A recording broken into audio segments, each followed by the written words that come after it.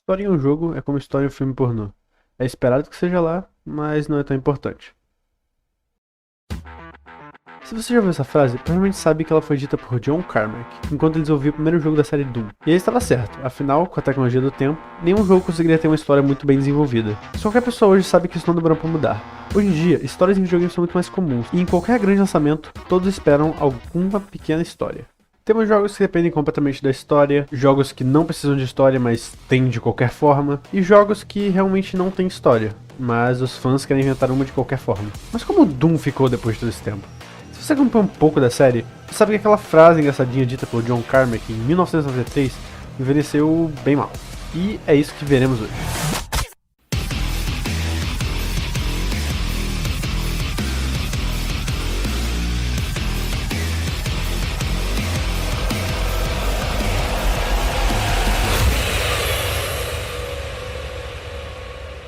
Antes de você assistir, eu só quero falar umas regras aqui, principalmente pra quem já conhece a série. Esse vídeo é feito em formato de linha do tempo, então eu não vou ir em ordem de lançamento, eu vou em ordem cronológica dos eventos do universo do jogo.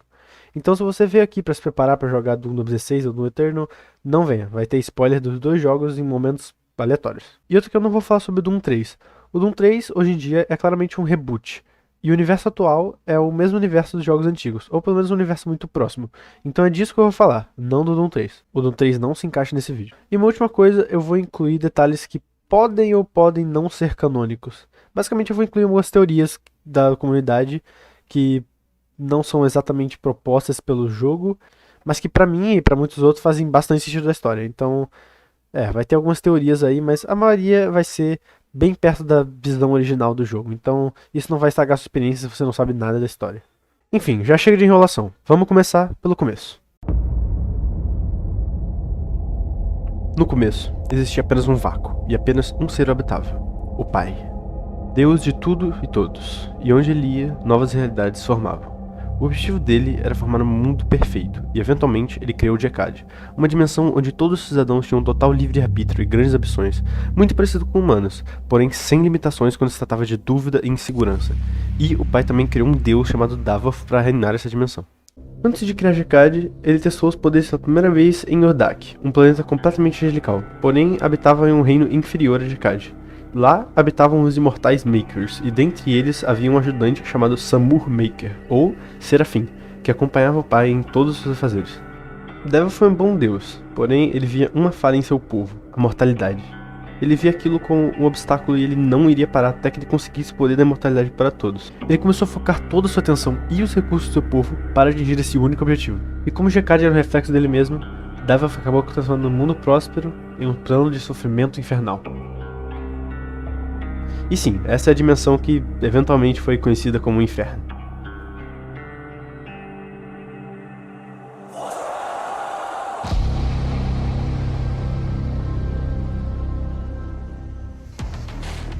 A esse ponto, Davoth já não era mais ele mesmo. Ele já havia matado outros deuses criados pelo pai e ficado muito mais forte do que o pai sequer havia desejado. Ele ficou conhecido pelos Makers por muitos nomes, mas principalmente o Lorde das Trevas, ou Dark Lord. E isso levou o pai a desistir de sua criação, selando completamente os reinos, impedindo que qualquer um dos habitantes do inferno vá até Urdak e vice-versa. Segundo os códices do Eternal, o pai foi até o inferno uma última vez com o Serafim, batalhando contra Davoth uma última vez e transformando sua alma em um orbe, quando seu corpo morto caía em um abismo. O Serafim implorou que ela fosse destruído, mas o pai recusou, afinal Davoth nem sempre foi o Lorde das Trevas, ele foi sua primeira criação.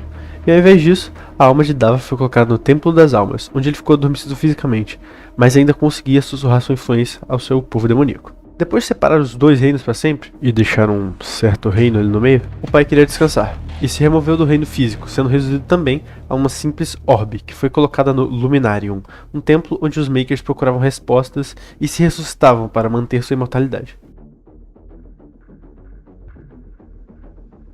A história desse planeta é um pouco complicada. Ele foi empalado por uma espécie de lança celeste que criou os Wraiths. Eles tinham a capacidade de criar vida para esse planeta. Então, após experimentar um pouco os poderes, eles criaram os Argenta, ou como eu gosto de chamar, Argentino. O povo de Argenta são muito parecidos com humanos. Porém, graças ao Wraiths, eles puderam rapidamente evoluir sua sociedade com a magia dada por eles. Magia essa que os permitiu criar sua ordem de soldados, os Sentinelas da Noite. Os Sentinelas da Noite eram venerados pelo povo, e principalmente pela Ordem de Águia. 3 padres que se dedicavam a estudar a magia dos Wraiths, e os sentinelas também serviam ao rei, título passado de geração em geração. Enquanto a sociedade de Argenta se desenvolvia, os Makers evoluíram para colonizadores, indo até a dimensão de Argent-Denur, conquistando vários planetas em seu caminho. E quando chegaram em Argent-Denur, compartilharam seu conhecimento, além de tecnologia e magia. E a líder dos Makers, a Khan Maker, oferecia uma pós-vida no planeta de Urdak, o que causou a sociedade de Argenta a venerá-los como deuses. E a esse ponto, os Wraiths já não abençoavam mais o povo que eles criaram.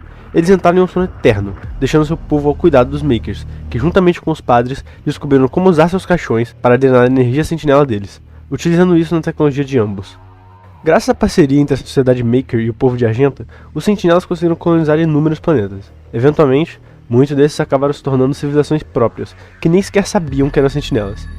E esse era o caso de um planeta que você provavelmente ouviu falar.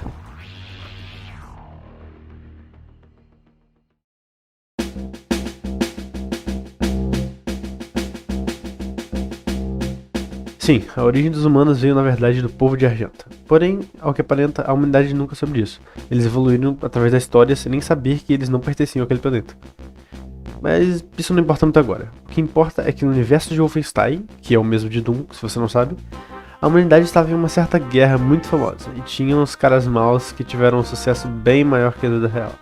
Eles conquistaram o mundo por um tempo, mas existia um soldado americano que não iria desistir, William B.J. Blazkowicz.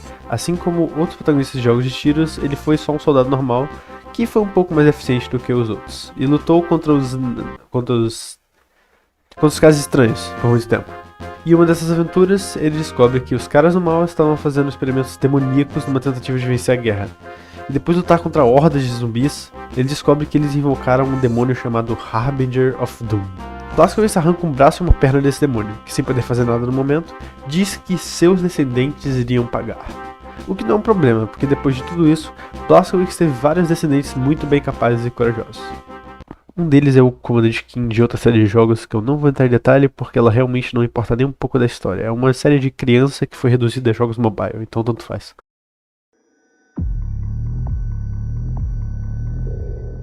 Ok, agora que você sabe da árvore genealógica completamente irrelevante para a história, vamos ao que interessa. O começo da história do Doomslayer. Ou Doomguy, né? Nessa época ele ainda era o Doomguy. A história começa na década de 2140. Uma multicorporação interplanetária da Terra, o AC, estava conduzindo experimentos em 2 luas de Marte, Phobos e Deimos. Os experimentos consistiam em portais, colocados em uma lua e na outra, e eles ficaram tacando coisas para ver se funcionava e funcionou. Mas o problema começou quando eles começaram a mandar pessoas. A maioria dos cientistas acabavam desaparecendo, e quando eles não desapareciam, eles estavam num estado emocional completamente alterado, falando coisas que não faziam sentido e atacando qualquer pessoa na frente deles. Enquanto isso, na Terra, um dos soldados mais bem treinados da sua unidade foi condenado por atacar um dos seus superiores, após receber a ordem de atirar em civis inocentes. Uma espécie de exílio, que o enviou para as fábricas de OC de Marte para, sei lá, faxinar as coisas. Porém, nessa hora os portais não estavam indo muito bem e acabaram teleportando algo diferente para a lua de Marte. Demônios. Os demônios atacaram toda a base, transformando soldados em zumbis e deixando Doomguy sozinho com apenas uma pistola. Ele lutou bravamente até ir de Phobos a Deimos. A base de Deimos foi onde tudo começou e estava ainda mais consumida pelo inferno.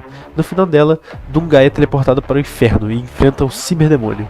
Ou Cyberdemônio, eu não sei. Um demônio altamente poderoso que não tem um braço e nem uma perna. Sim, esse é o demônio que jurou vingança dos descendentes de Blazkowicz. E... ele morreu que nem merda de novo para a mesma família. Com isso, Doomguy fica preso no inferno e resolve fazer os demônios se arrependerem de mexer com ele. Lá, ele encontra a BFG-9000, a arma mais avançada da OAC, que atira bolas de plasma que destroem tudo em volta. Depois de enfrentar a Horda do Inferno, Doomguy destrói o Spider Mastermind e finalmente encontra o portal de volta para a Terra. Ele entra por ele bem aliviado que tudo isso acabou. Mas não estava nem perto de acabar. Voltando à Terra, Doomguy percebe que ele matou o Spider Mastermind tarde demais, e ele já tinha mandado os demônios para atacar a Terra, especificamente na cidade natal de Doomguy, e quando ele chegou em seu lar, encontrou o corpo de Daisy, sua coelhinha, e isso foi a última gota d'água para ele. Doomguy até conseguiu se vingar dos demônios da cidade dele, mas era tarde demais. A invasão era muito maior do que ele esperava, e já tinha esperado do mundo inteiro. Todas as grandes organizações e governos planejavam evacuar o planeta de gigantes espaçonaves, porém o único porto espacial da Terra já tinha sido dominado pelos demônios, então coube apenas a Doomguy levar o porto da invasão. E ele consegue, ele segura os demônios por tempo suficiente para que os sobreviventes evacuem a Terra. Porém ele é o único que resta e inicialmente ele se prepara para morrer na Terra. Mas aí é que ele recebe uma ligação em seu rádio dos comandantes da nave. Eles dizem ter localizado a origem da invasão à Terra não muito longe dele. Então, ele avança pela cidade que está sendo corrompida pelo inferno e acha o portal para mais uma vez ir ao submundo dos demônios. Finalmente, ele encontra a origem da invasão. O ícone do pecado. O crânio de um demônio gigantesco com o cérebro exposto. Dungai utiliza seus foguetes para destruí-lo e devastar toda a área que ele se encontra. E com a invasão completamente aniquilada, a Terra finalmente tem uma chance de se reconstruir.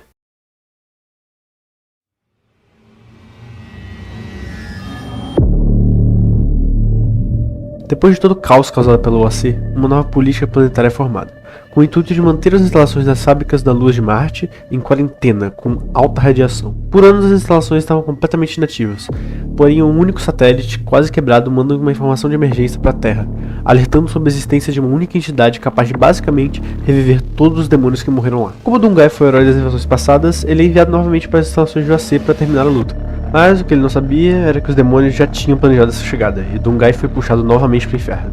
Era um lugar bem diferente do que ele já tinha visto, mas ainda era o inferno. Lá, ele encontrou uma arma chamada de Unmaker. Essa arma poderia aniquilar tudo que era feito de puro mal. Então ele foi lá e usou para matar muitos demônios. Tanto faz, esse inimigo não foi tão importante assim. O que importa mesmo é a decisão que ele fez depois disso.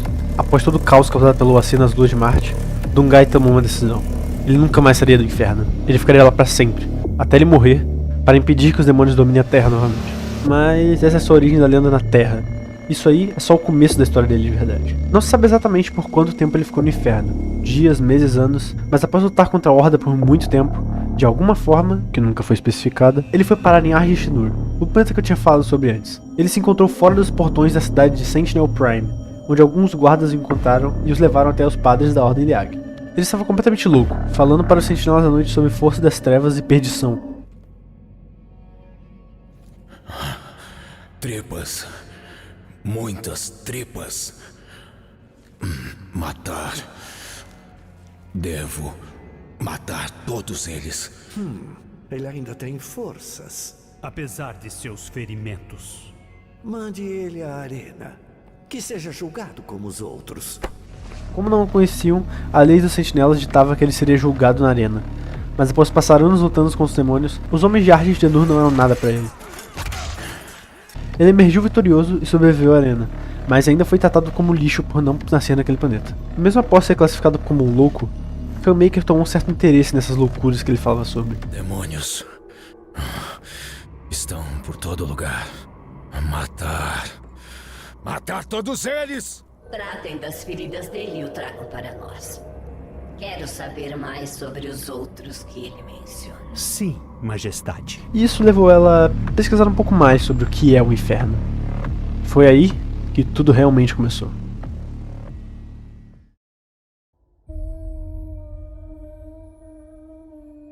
Eles não acreditaram no Dungai, mas deviam, porque pouco tempo após a chegada dele, as próprias forças do inferno que ele conhecia tão bem atacaram o planeta.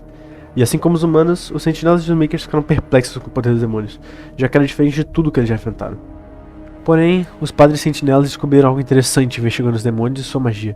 Eles eram imbuídos por uma essência de vida misteriosa, porém muito poderosa, como uma versão maléfica da energia sentinela que a Argenta usava.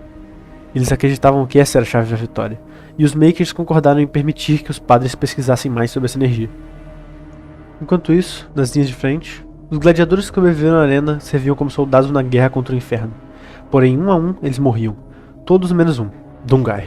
Sua raiva sem limites no campo de batalha rapidamente virou assunto nos ouvidos de Rei Novik, que tomou interesse no porquê o forasteiro sabia tanto sobre o inferno.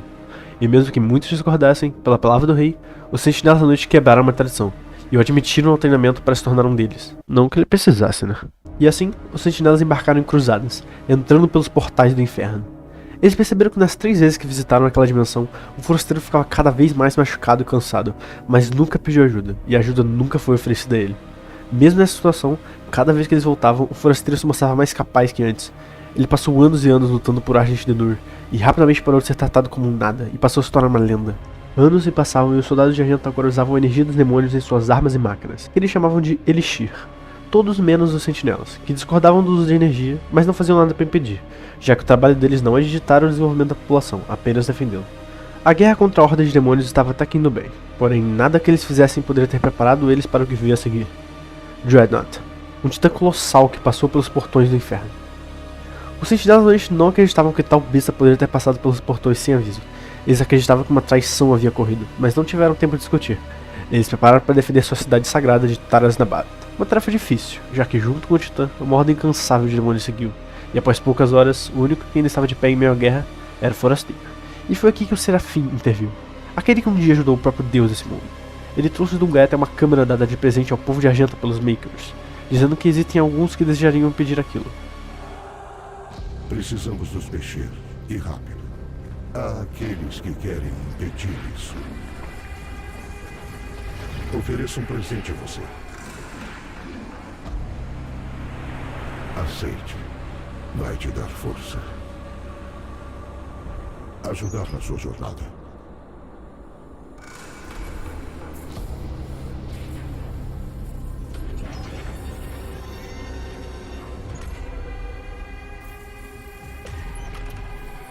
Agora, terão medo de você.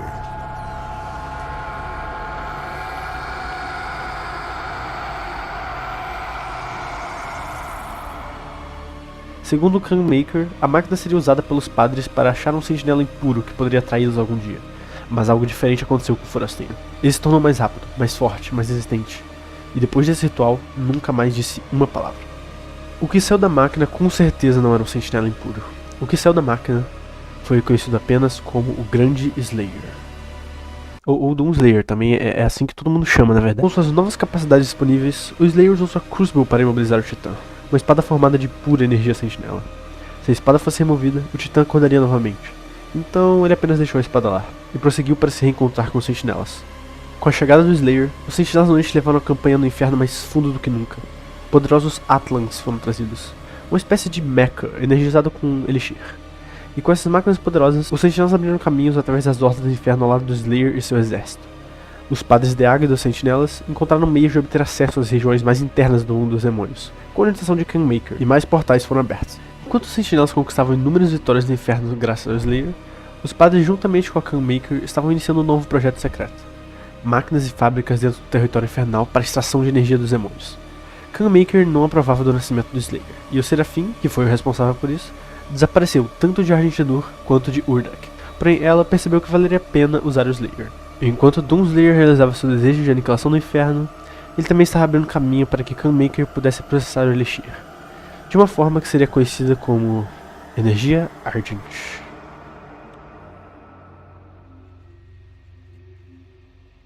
E foi no inferno, em uma missão nas profundezas daquela dimensão corrupta, onde a verdade foi revelada.